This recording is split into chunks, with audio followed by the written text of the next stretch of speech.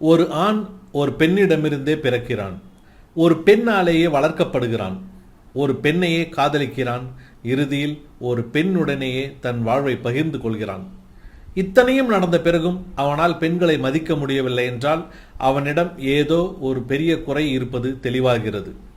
இதில் மிகவும் வருத்தத்திற்குரிய விஷயம் என்ன தெரியுமா நண்பர்களே? பெண்கள் தங்களை எவ்வாறு மதிக்க வேண்டும் என்று அளவுக்கு அதிகமாக ஆண்களுக்கு கற்றுக் கொடுக்க முயன்று கொண்டு இருக்கிறார்கள்.